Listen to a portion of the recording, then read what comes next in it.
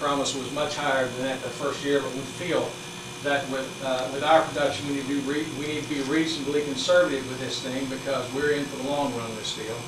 And we also know that once we get going with this, that we're going to have a lot of opportunity to do things that the promise couldn't do. The promise, being religious-based, has some inherent problems selling advertising, and we all know that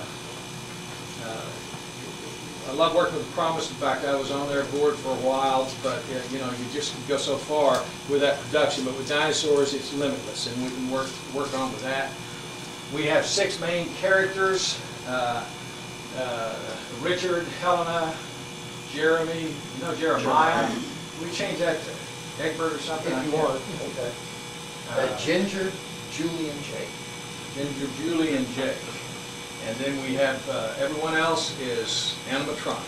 They're either a shadow, or they're an electronic, or they're great large steel dinosaur. We don't anticipate any problems with them like you have sometimes with actors. They're not really divas, thank goodness. We hope not.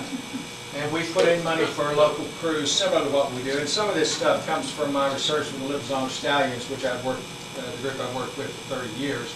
But most of this comes from our work with the Promise and the people that they have there, wardrobe people and other people. And once again, the dinosaurs are there. And by Billings moving here, that gives us a whole leg up on the deal because we'll have the technicians living here in Glen Rose who can handle that also. Go to the next page if you would. Just general cost factors. Nothing out of the ordinary. This is one full year, beginning of the months.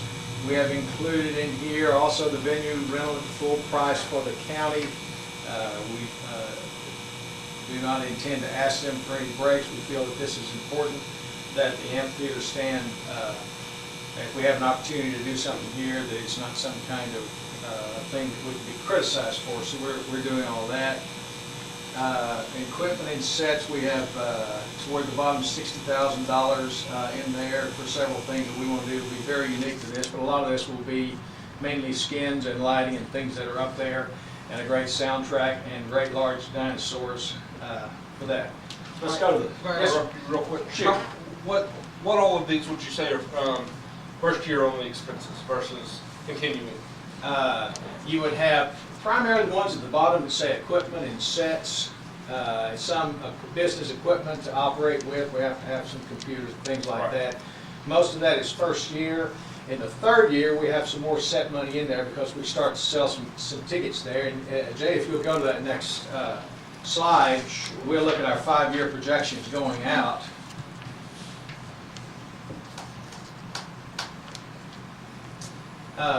That season 1 you saw there, we finished the bottom line. I probably couldn't read it on the last one, with a surface loss of $138,811.30. We don't think it would quite be that low, but you kind of have to guess that if nobody shows up, here we are with all of this.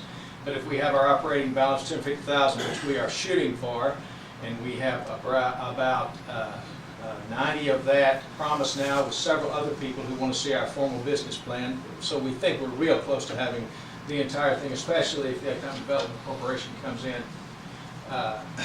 And by the time we go to the second year, our ticket sales go up to $372,400 from $266,000. Our playbill income is up slightly. We've kept our advertising income as a straight line simply because we don't. That's kind of a we don't know about that. That could be a lot of money or not, but it just depends on whether we find the right people who want to be associated with this play in Glen Rose, Texas.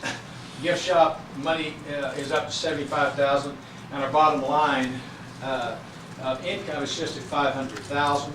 Our loss for that year is much less, $24,600, and we start paying back some interest on the note. When we sell interest in this show, we are treating it as a loan that would be paid back by the 5th year.